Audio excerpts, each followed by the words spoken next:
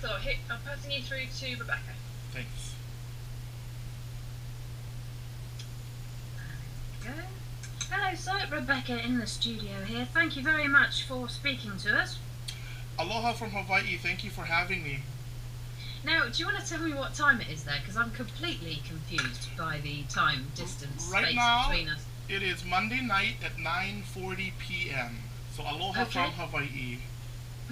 Okay, well I can tell you the rest of the evening goes pretty well because we lived it already. So right on. Okay.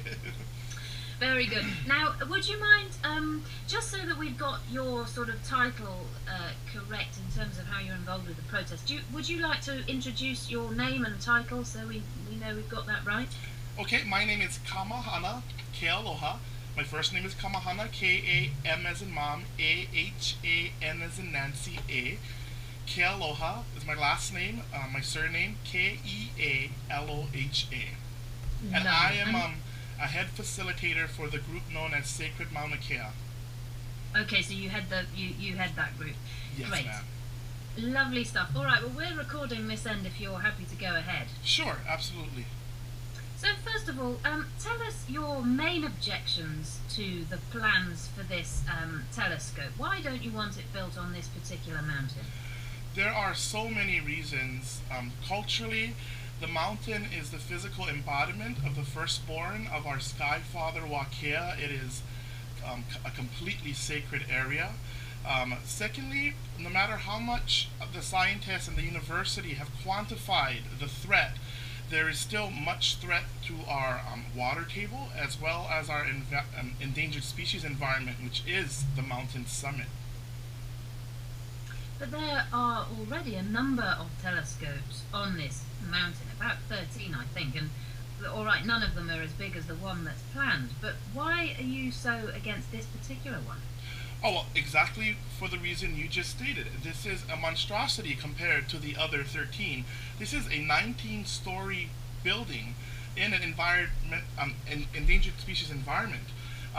19 stories above ground, 20 feet below ground, and below ground they will store 15,000 gallons of waste, including 5,000 gallons of toxic waste. The amount of trash and toxic waste generated daily could need up to 6 to 9 semi-trucks full coming in and out of an endangered species and sacred environment daily. Well, yes, I mean, you say sacred environment, and you've mentioned the sky god already. What kind of spiritual importance does this mountain have for people there? All right, for the Hawaiian culture, like many indigenous cultures, nature is our God factor. Therefore, all aspects of nature are to be respected and maintained in sustainability. Now, since this land on the summit has been taken for the very first telescope in the 1960s, all we've seen on the summit is industrialization versus preservation or improvement of the endangered species environment. Also, there is a factor here that we should recognize, and that is the erasure of the Hawaiian culture. What we're seeing here is an ethnocide where one culture's value set is superseding the creation theories of another. Now, they're building this telescope to supposedly look at the beginning of creation. Why should one culture's belief and theory supersede the mores of another? I think there should be some common ground. I think people should be treated equally, and I think in religious things to do with religion, that there needs to be some affording of respect, equality under the law. Well, the company that's behind this proposal say that they've had a 7-year consultation period. They've tried to be culturally sensitive. They even had a ground blessing ceremony, a traditional Hawaiian ground blessing ceremony on the site. But that was interrupted by protests. They say you're not really meeting them halfway.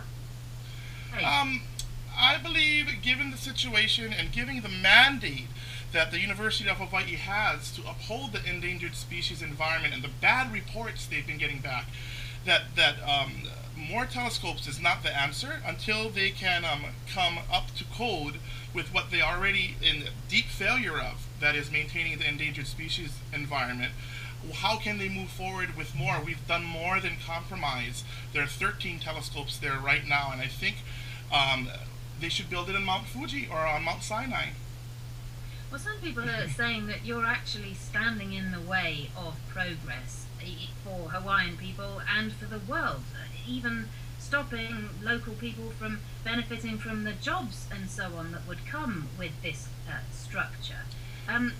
There's an argument there, isn't there? Absolutely, that's a valid concern, but there are different standards of progress. For example, before Western contact, Hawaii was 100% sustainable culture, no imports, with about 700,000 inhabitants.